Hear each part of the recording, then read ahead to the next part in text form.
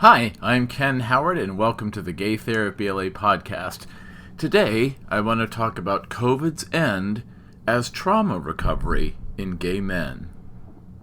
First, let's talk about COVID-19 as a traumatic experience.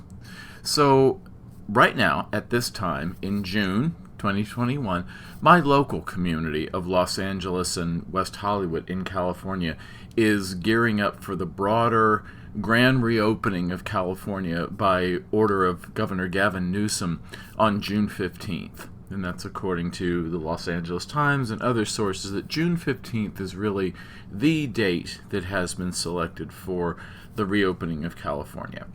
And what that means is that new guidelines coming from the governor's office and public health officials basically remove masking, distancing, quarantining, capacity limits, and other restrictions that have been with us worldwide, and more specifically in California, since March of 2020. And the easement of these restrictions is welcome news, not only because it lifts a burden from the populace, but also because it's an indication that the pandemic that has killed 600,000 Americans and more abroad, to the tune of 3.5 million, is coming to a welcome end for many countries and regions, thanks to the miracle of modern medicine and several different kinds of vaccines once again. For many countries, not all, and we feel for those that don't have access to vaccines and are having bad numbers, but for much of the Western world, including the United States and California, we're gearing up for reopening as a result of continuously improving circumstances. And gay men have been here before. As I've said throughout the COVID-19 pandemic, previous podcast episodes and blog articles on gaytherapyla.com have talked about sex during COVID, relationships. Several times I've talked about COVID-19 during the course of the pandemic. And we, as gay men in a community, especially those of us of a certain age, let's say, when we fought the HIV and AIDS crisis that very specifically affected gay men in the 80s and 90s. And although, other groups were affected by HIV and AIDS, and those should not be ignored, but, gay men were affected the most. And we get to kind of claim that and say that because it impacted us in a way it didn't in many other communities. Although I used to work with an agency that was about women, children, and youth, either infected or affected by HIV and AIDS.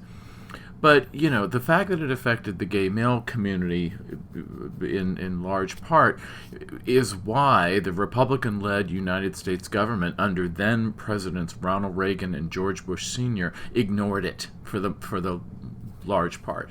And it was only when HIV and AIDS started affecting people outside the gay male demographic, which it did all along, really, did the conservative, Republican, kind of viciously anti-gay government forces get on it to any meaningful degree. And even then, they tied a lot of strings to it about not promoting homosexuality while at the same time trying to address the impact of AIDS. And they finally getting funding from the government for medical and social programs. And as one of my many in Los Angeles Brooklyn Jewish friends says, hey, gay men know from pandemics, all right? And we do. Lots of aspects of pandemics, the fears, the medical mysteries, the frustrations, the confusion, the striving for knowledge and scientific advances, the bigotry and the hysteria and the misinformation, the denialism, the resistance, sometimes violent resistance, and finally the hope that the very worst of it subsides and the full impact of carnage from the disease declines meaningfully and somewhat suddenly, statistically, once people avail themselves of the right medicines, whether it's vaccines or HIV antiretroviral medication treatments. So as we cope with the hope that COVID-19 as a pandemic is subsiding, certainly in California, but in many places around the world with those important exceptions, what are we left to feel? What do we do now? As many of you who know my episodes, my writing, can predict, my question is always, in response to many topical mainstream news stories, how does this all apply to gay men?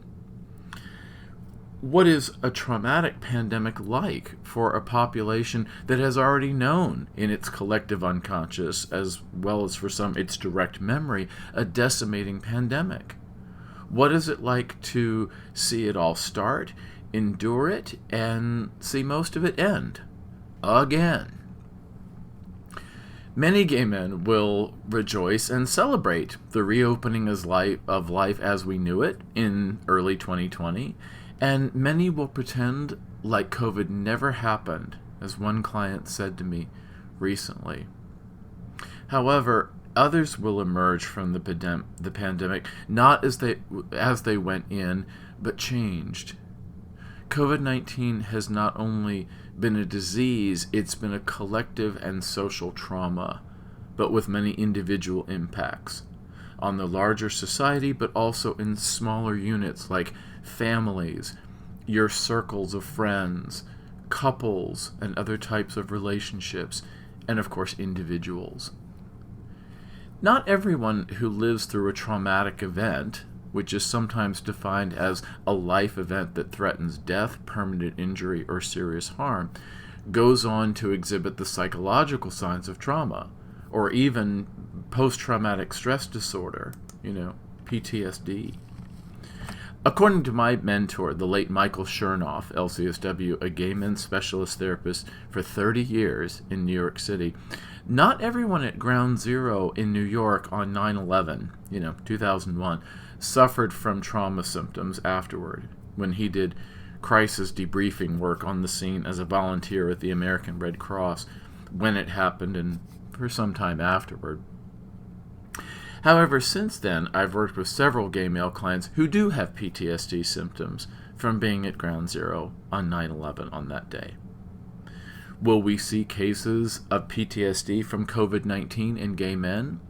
Possibly. It's a safe bet. But we also will likely see a spectrum of reactions, from those who simply pick up where they left off in early March of 2020 to those who will struggle from some form of COVID-19 related trauma for some time to come. Let's look at symptoms of a trauma reaction. So according to the Mayo Clinic and lots of other sources that commonly agree on these things, PTSD symptoms are generally grouped into 4 types: intrusive memories of the event or events, avoidance of stimuli that reminds one of the event, negative changes in thinking and mood, such as decreased practical functioning or anxiety and depression, and changes in physical and emotional reactions, such as your startle response or hypervigilance, which is this feeling of being on edge, that you're always, your defenses are activated, or even a certain paranoia that you can't quite relax, that danger is lurking behind every corner. And symptoms can vary over time. Sometimes you can have a delayed reaction long after the traumatic event, and they can also vary from person to person. So let's look at some of the psychological reactions. There's several of them. Like we said, intrusive memories, and according to the Mayo Clinic, symptoms of intrusive memories may include recurrent, unwanted, distressing memories of the traumatic event, different things that happened to you. Reliving the traumatic event as if it were happening again, flashbacks we call them. Upsetting dreams or nightmares about the traumatic event. And severe emotional distress or physical reactions to something that reminds you of the traumatic event. In my long 29 years in 2021 career as a specialist therapist and life and career and relationship and executive coach for gay men, I do both, I've seen guys with all of these, from surviving the AIDS epidemic to car crashes to natural disasters to being victims of violent crime to job loss to workplace bullying, one of my particular clinical interests. I'm a survivor of that myself. Discrimination, particularly as gay men or people living with HIV or people of color or some combination of all of those things. Childhood emotional, physical, and sexual abuse, sexual assault, domestic violence, life-threatening illness, financial ruin, government oppression, depending on where you are. I know I have listeners in many different countries of the world where there is quite a bit of government oppression of gay men, and more. So it is reasonable that all of the collected events and conditions we endured through COVID-19 could cause trauma responses as well. The second one is avoidance. So symptoms of avoidance may include trying to avoid thinking or talking about the traumatic event, such as the client who wants to pretend it all never happened, as a psychological defense to taking in the pandemic's full emotional, social, financial, and physical impact on us. Avoiding places, activities, or people that remind you of the traumatic event. Maybe with COVID, such as an aversion to all kinds of masks, all face coverings, or being alone and isolated, or even being stuck at home. I wonder if this year, if we'll see Halloween masks, maybe we'll have more things like face makeup or something, because I think when we don't have to anymore, people are going to be loath to have to wear any kind of mask, because people are going to be like, ugh, no, not that again. Let's look at another one, negative changes in thinking and mood. So symptoms of negative changes in thinking and mood may include negative thoughts about yourself or the world around you or your future. What Aaron Beck, MD, the father of cognitive therapy, called the negative cognitive triad, which is a precursor, he says, to major depressive disorder. Think about these thoughts during COVID about yourself. Have you doubted yourself? Have you criticized yourself? Has there been some kind of negative thinking about yourself?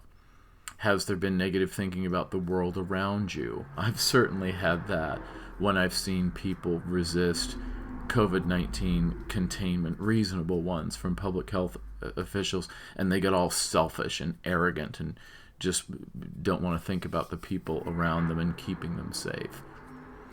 Or your future. I've had that one too. This feeling of, are we ever going to be out from under the oppression of this pandemic?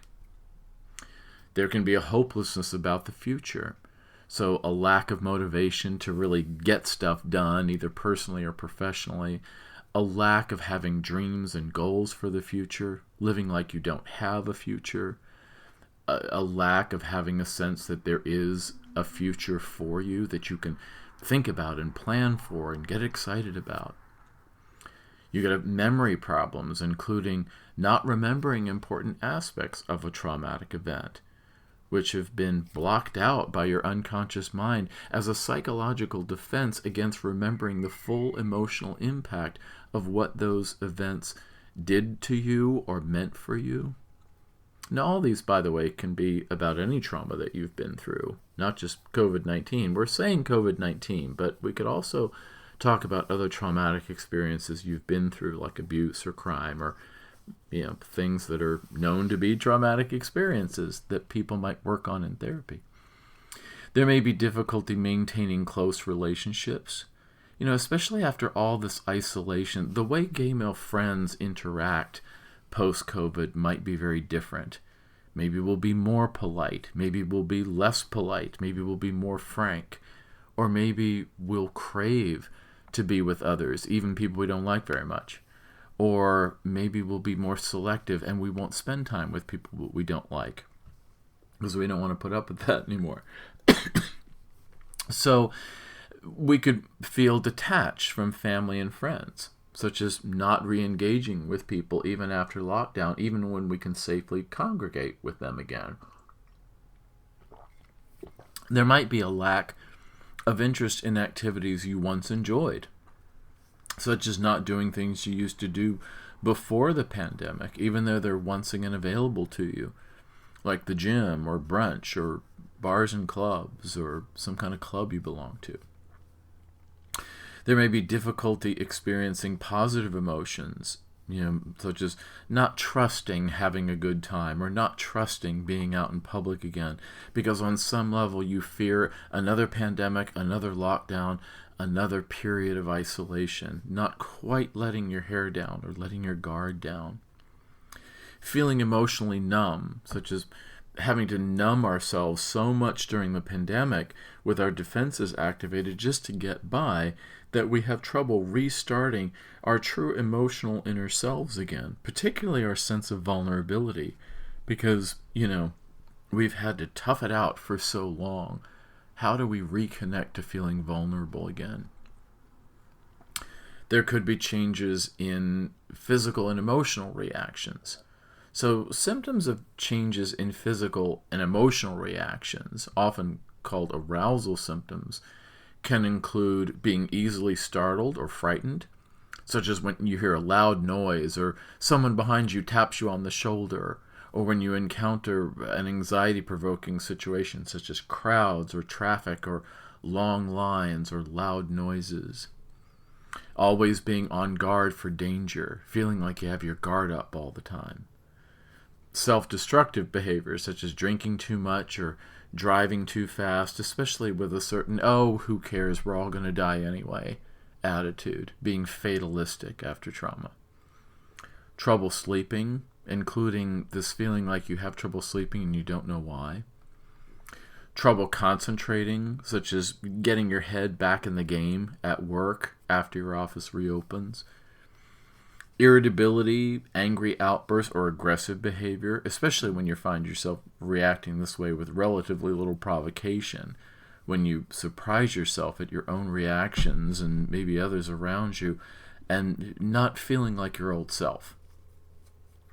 Appreciating humor less, maybe being less playful, less verbally skilled, not joking around as much. Those would also be symptoms of depression, by the way. Overwhelming guilt or shame, maybe things like survivor's guilt, that you survived the pandemic at all when maybe people close to you did not. Or maybe you survived the pandemic with overall less hardship than others that you know. Maybe you were employed and getting paid the whole time where other people were laid off and didn't have an income for a long time. So if you recognize any of these phenomena in you, try not to feel ashamed or guilty.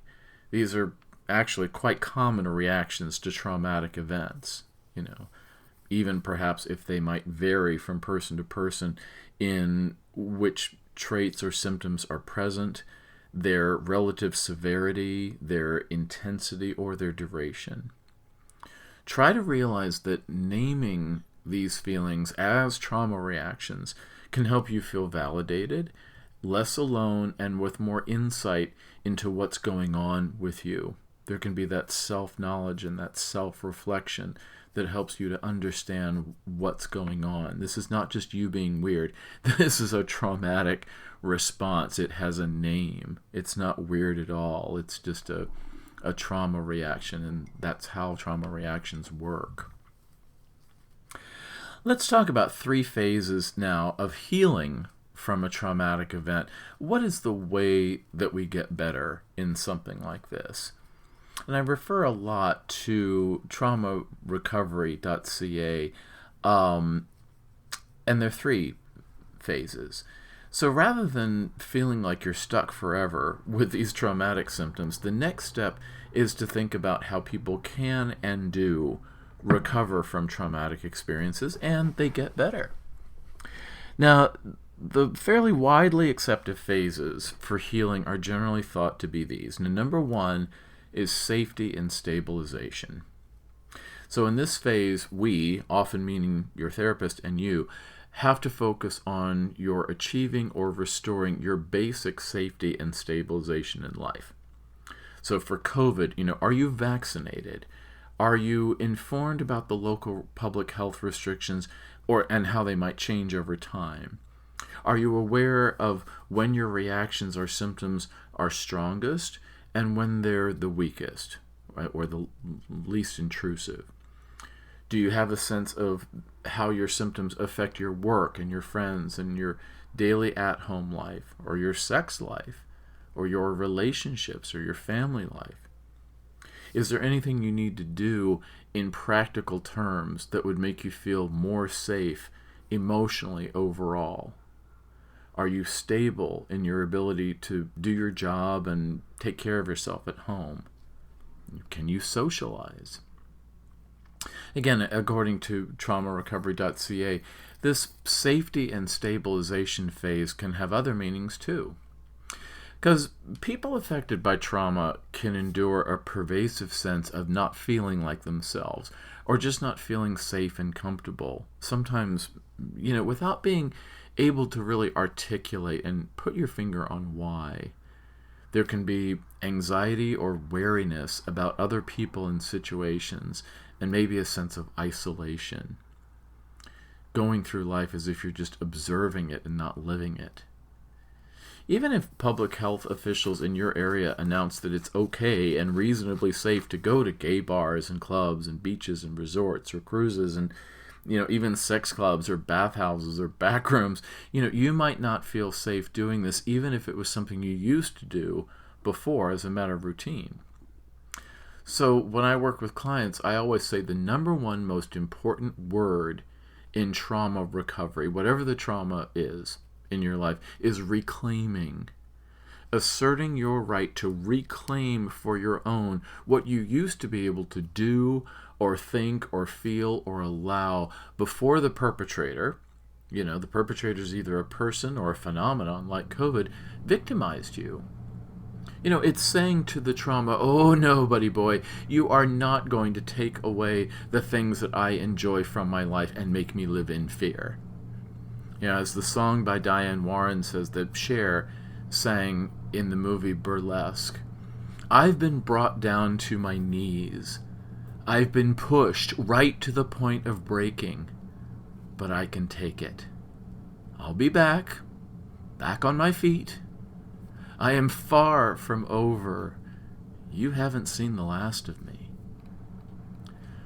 Recovering from trauma and regaining a sense of safety may take days, weeks, months, or years to fully integrate what the past year and a half of pandemic have meant for the world in general and gay men in particular, and more specifically for you.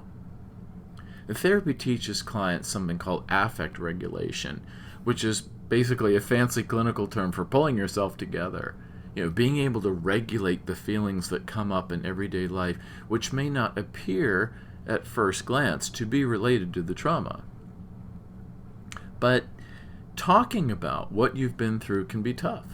Therapy sessions or functional coaching can feel like hard work, and you might kind of hate your therapist or coach for, making me fucking do this every week. But it's like leg day at the gym. It's painful, but it's worth it if you want the reward that's on the other side of putting in the work.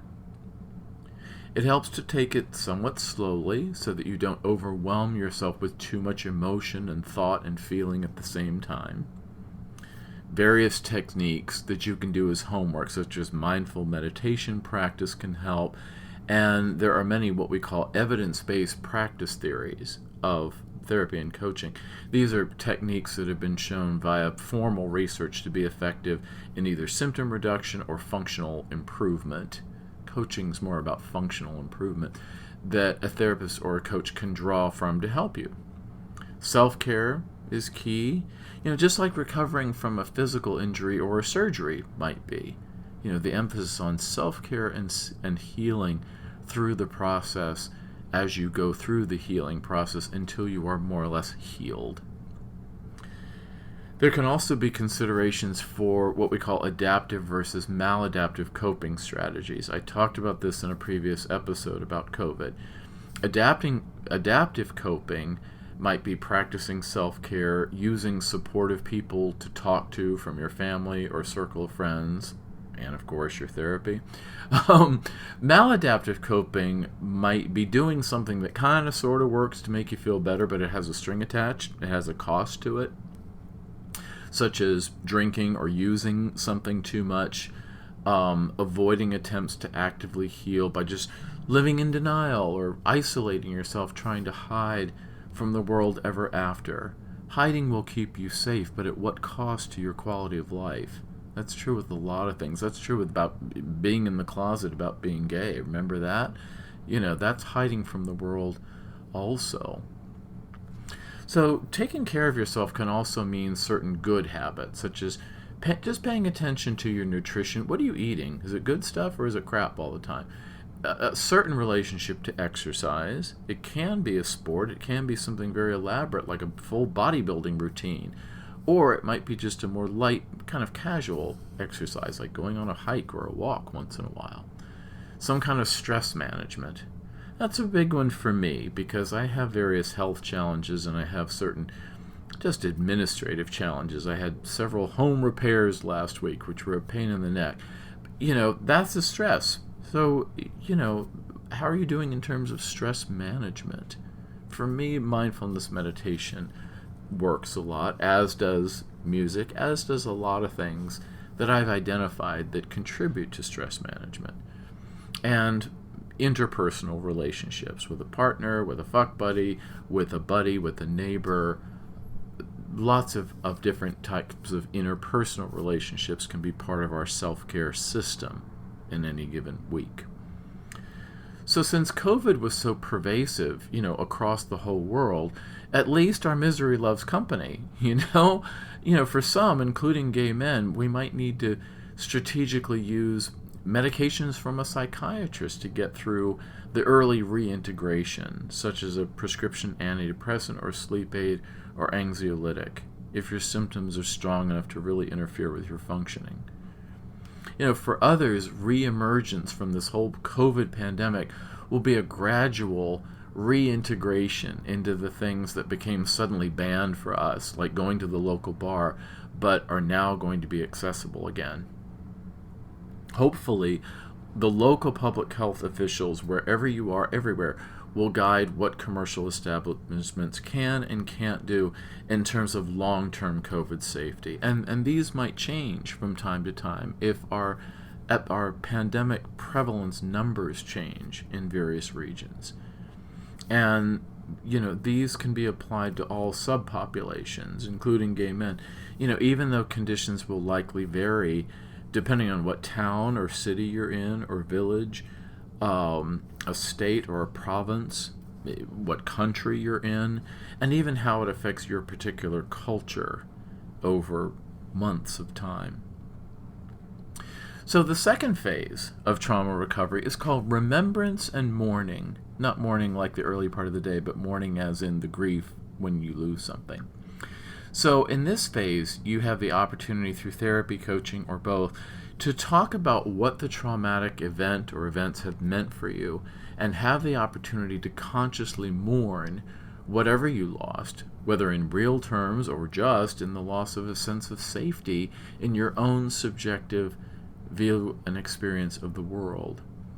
Without judgment or expectation, we explore just how it is for you. You recall the beginning, the middle, and the end of the event that affected you, so that your brain literally processes the memories between the two hemispheres of your brain. This is called horizontal integration. And I taught about this stuff in a course on evidence-based psychotherapy practice when I was teaching at USC. And we certainly discussed the mind-body connection. Your defenses that were triggered in response to the traumatic event, threat, get made sense of by the horizontal integration of your brain, and the vertical integration of the mind-body connection, like headaches or stomach aches or back aches or twitching eyelids or back pain or muscle tension or diarrhea or rashes and insomnia.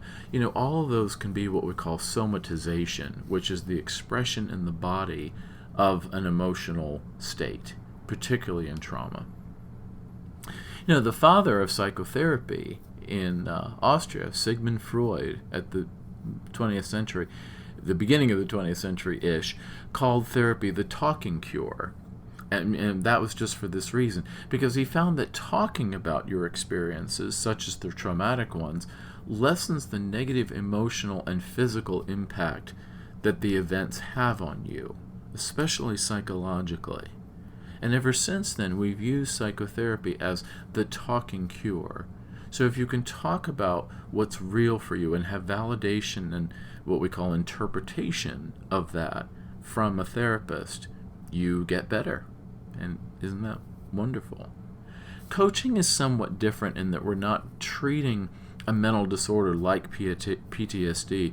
We're helping somebody increase their level of functioning. And coaching is a much newer science, but it's also a very important one, even though it's somewhat less understood than therapy and certainly less regulated formally. But it's a service that a lot of the guys I work with use, either in addition to or in place of therapy. So they're kind of sister services, just like your physician, your medical doctor, and your psychotherapist might collaborate and be sister services when you do have a mental disorder, let's say, like depression or anxiety or any of them. So the remembrance and mourning process is an important phase of the healing from COVID or any trauma. The third phase is called reconnection and integration. And isn't that what we're doing with the reopening, with the COVID-19 restrictions being lifted? And, this is probably my favorite phase because over and over, I get to see my clients get their old selves back and reintegrate into being at their best at work or in their social life, in their relationships, in their sex life, and their subjective sense of self. You might not ever be exactly the same after a traumatic event as you were before, but that's also called growth in life.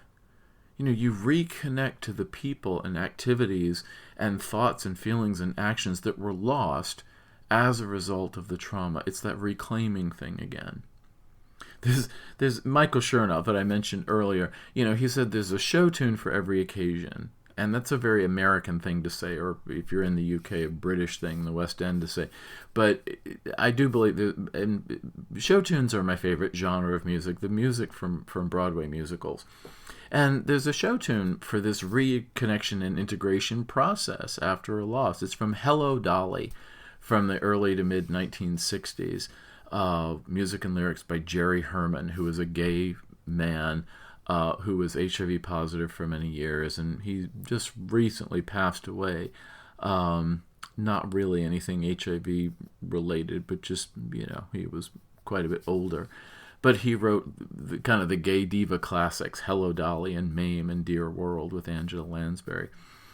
And he wrote a song for Hello, Dolly at the last minute, right before it was going to open on Broadway, called Before the Parade Passes By. You can probably look that up on YouTube or something. Barbra Streisand sang it in the movie version, and Carol Channing did it in the Broadway version, and lots of other divas that gay men love would have sung this song. And the lyrics include, before the parade passes by, I'm going to get some life back into my life. And I encourage clients to listen to that, because in the story, Dolly Levi comes back to life after a period of mourning her late husband, Ephraim. Now, you might not reintegrate into the world in the exact same way as you left, before the pandemic. Maybe you're a little wearier, a little wiser, a little warier, but also with a renewed perspective of how the world around us, both good and bad, is. Gay men were not really the same collectively after the AIDS crisis. We had perspective about what it was like to see massive numbers of our brothers in the gay community sicken and die, while some people said we deserved it. That's in my musical. I wrote a musical that I'm developing a concept album for called On the Boulevard. And one of the songs I wrote for that, a character is singing about losing a partner to AIDS, and it's called A Time We Learned What Love Was. We really learned what real love was when we saw who was there for those often young gay men dying of AIDS and who wasn't. The government wasn't, sometimes the family wasn't, certainly the clergy wasn't to a large extent, but their peers were. Other gay men were, well-meaning straight people were, and lots of lesbians were. Lots of tough lesbian nurses took care of AIDS patients when all the other nurses were like, yeah, I don't want to touch them. I don't want to go in there. And they would be like, get out of the way. I'm taking care of this guy, whether you do it or not. And lesbians, especially lesbian nurses, are such the heroines of the AIDS crisis, along with activists like ACT UP. And so it was really a time when our mettle was really tested about what compassion was. And like I said, what love was.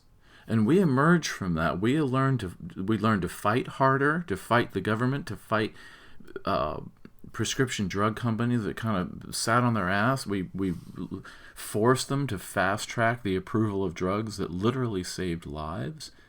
And that was because of big protests taking over the stock market in New York and bringing it to a halt, or staging a die-in by people protesting by huge numbers and then falling on the ground and being dead for a few minutes and having a chalk outline like a murder was committed, because it was being committed by indifference.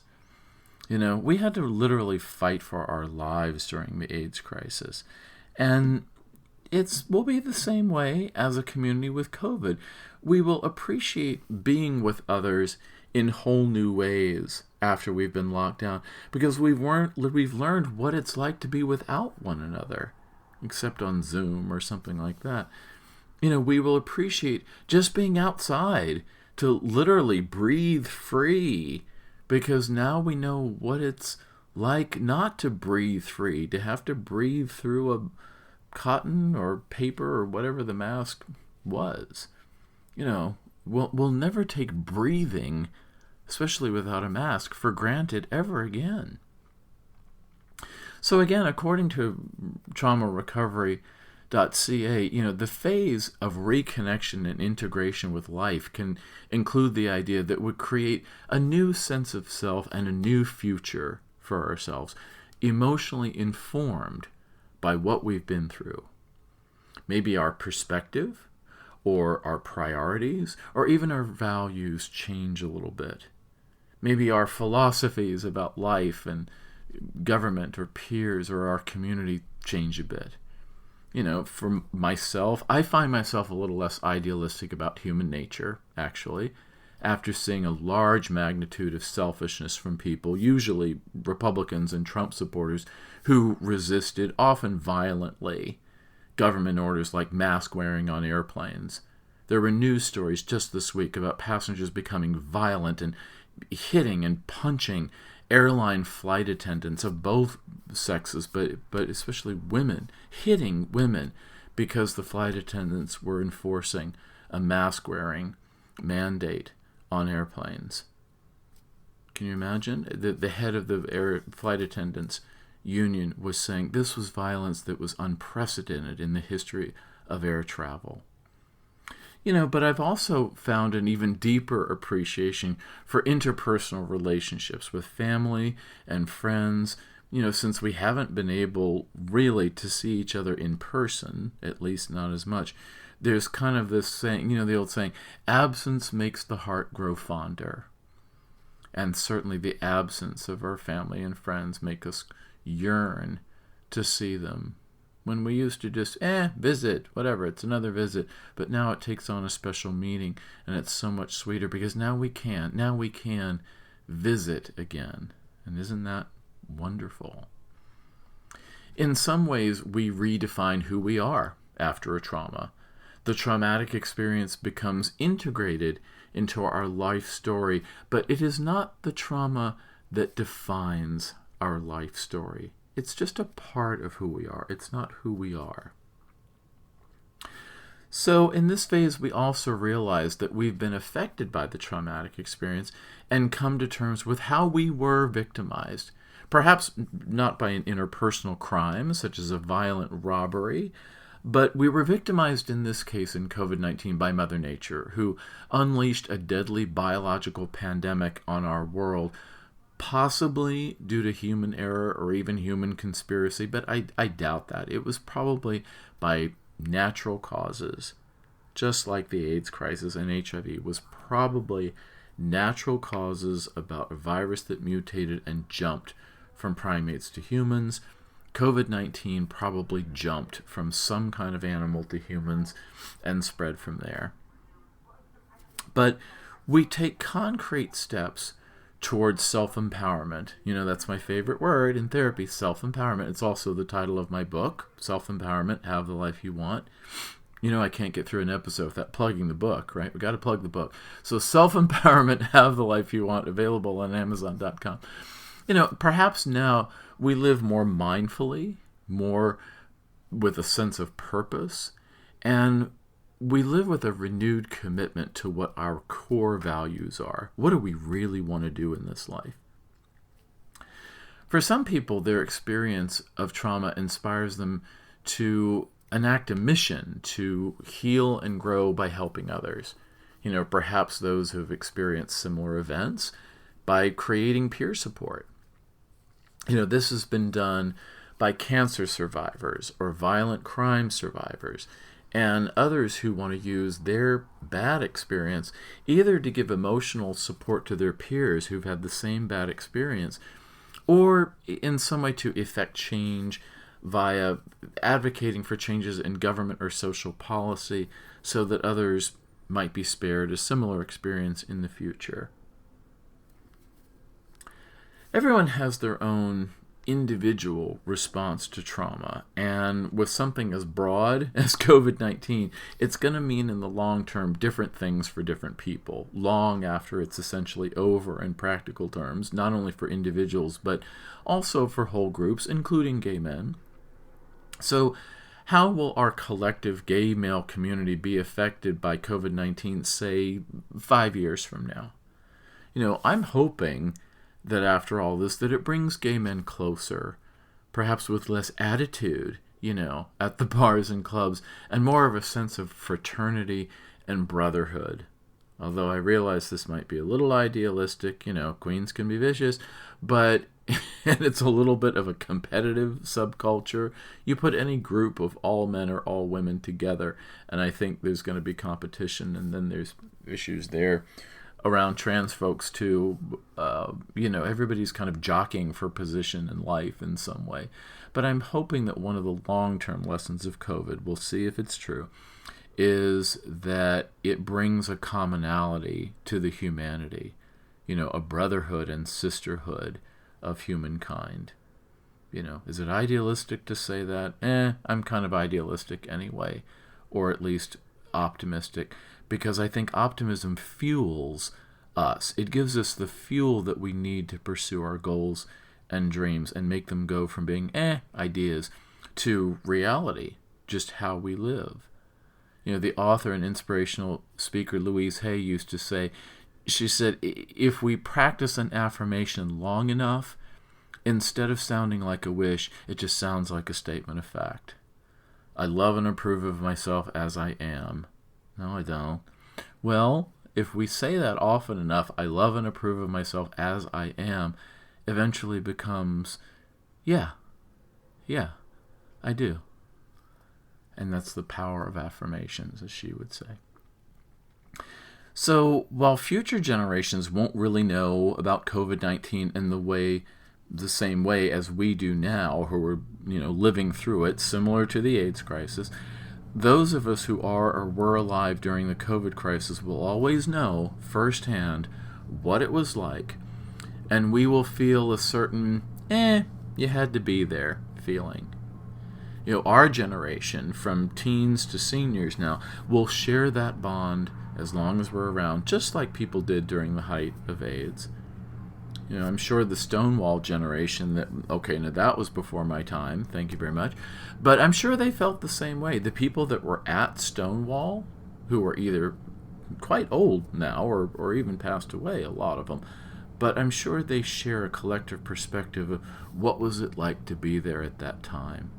I'm sure it was very meaningful for them as a social change, just like COVID and living through COVID is meaningful for us, or those of us that live through the AIDS crisis. It has a meaning that we'll have in our minds and our hearts as long as we live. And it's the same as with COVID. So let's finish up with this section, making meaning of traumatic experiences in context. So the last phase of trauma recovery is about making meaning and somehow existentially putting what we've been through in the context of our own personal biography. Part of the life story that we create throughout the lifespan. We put what we've just been through in the context of everything we've ever known about our personal development, our family of origin, our family of choice, our personal life experiences, both personal and professional, and in the context of the history of our lifespans. What time and place are we living in? I'm always fascinated by my listeners outside of California or outside of the United States. I get a data report that shows where you guys are downloading this show, and I'm always so excited and so honored to see that it is almost every state in the United States. I don't know what it is about Montana, but it's in almost every state. Montana, New Hampshire, and Vermont somehow don't get this show very much, but everyone else does. And of course, many, many countries of the world. I'm very honored by that. Thank you for everyone who's listening to this. But I wonder what this show means when you live in different places, because it's a different national and cultural context for everyone who hears it in different places. And then things like your ages and your life experience would vary too. Even though something like this, we have this show in common. We have being gay men in common. We have surviving the COVID pandemic in common. We really have a global brotherhood, and that's really exciting. Speaking of exciting, another little plug, I'm working on a very special project that's going to bring our gay brotherhood globally closer together. And I'll tease you a little bit with that, but I'm working on something that I hope you'll find exciting, and we'll talk more about that in future episodes. But traumatic experiences, are not fun or romantic or exciting. We get fun and romantic and happy and exciting things from other experiences in our lives, the good things, but not the traumatic ones. But they can be meaningful. Sometimes things aren't good, but they can be meaningful or they can be educational. We know we have good times in our lives by also knowing what it's like to have bad times. We understand who we are in our world, what's important and what's not, who our friends are and who they are not. I think we really learned that during COVID. We really learned who our friends are and who are not. And we know our place in history by experiencing many things, good, bad, and in between, and hopefully many years in the future, they'll also be like that. William Shakespeare said, "Our lives are as a fabric, a weave of good and ill."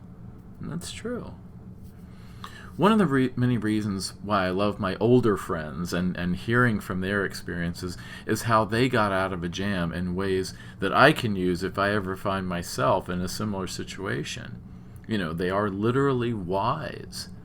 And I learn from older friends what's really important in the long run, and that helps me keep perspective at my age, at middle age, and set priorities and really focus when there's always limited time and money and energy to deal with life's bullshit.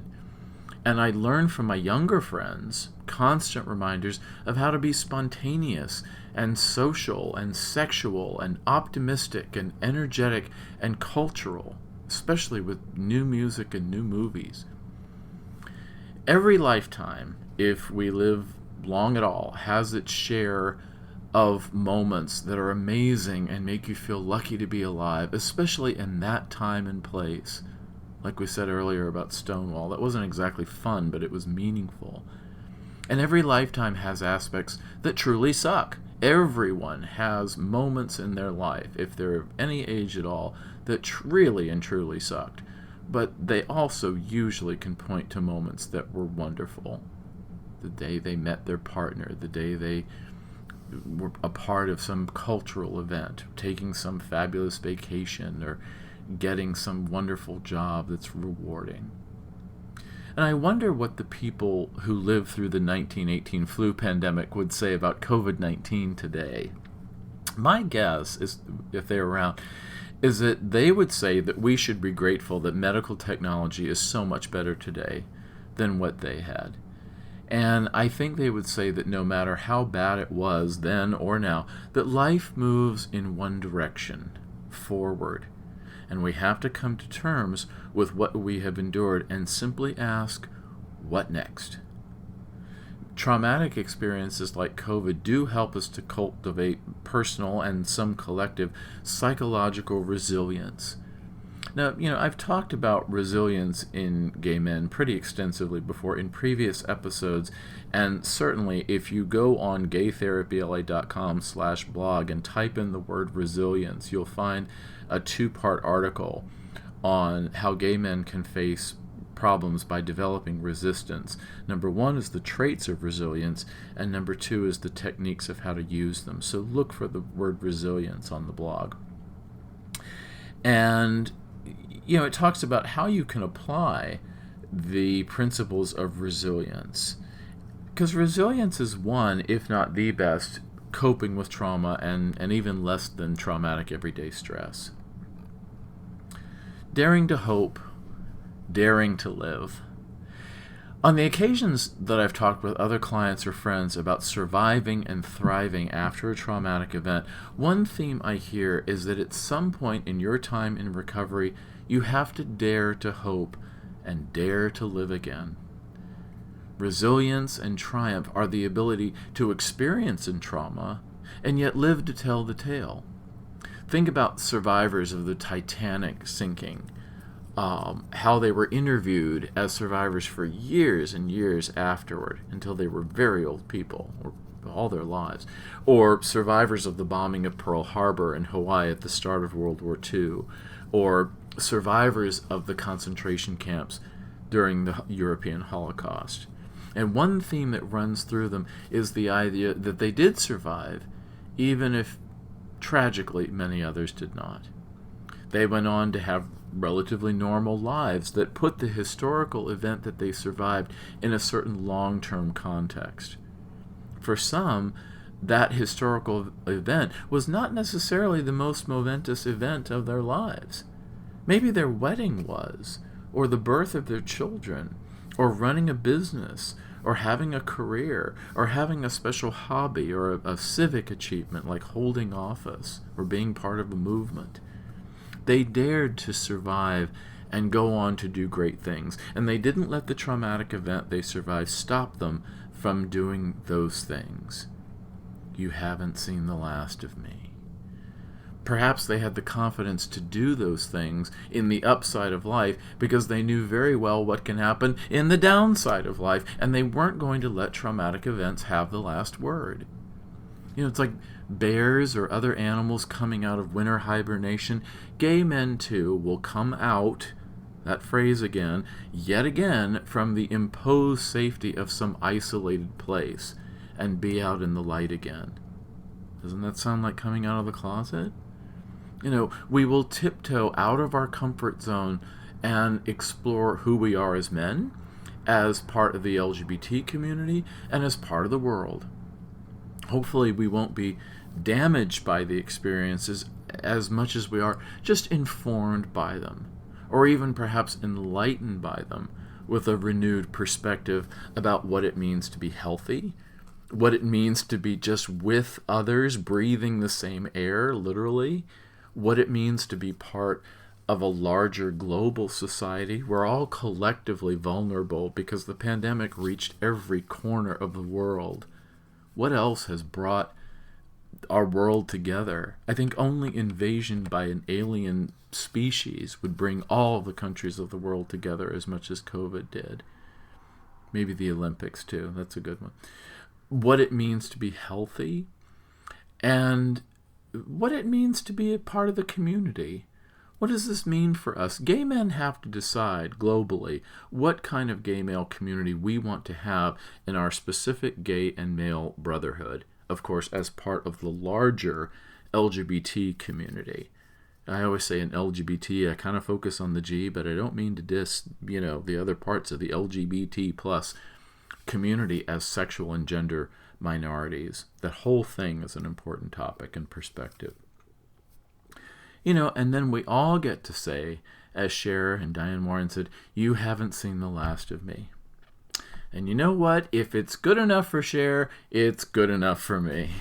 So, if you need support for recovering from COVID-19 or any traumatic experience, please consider therapy or coaching services from gaytherapyla.com. We're here to help, whether in person, if you're in Southern California and can get to Los Angeles or West Hollywood, or via webcam to guys all over the world. So with over 29 years of experience as a gay men's specialist, as an ASEX certified sex therapist, as a ranked academic in social work at the University of Southern California, and as an author, an activist, and as a gay man 24/7, I offer a perspective that straight therapists or even new gay male therapists who aren't long-term specialists can't. So for information on booking a consultation appointment, please call or text me 01 if you're outside the U.S., but if you're in the U.S., area code 310-339-5778, so 310-339-5778, or you can just email Ken, K-E-N, at gaytherapyla.com. So thanks, and I'll see you next time.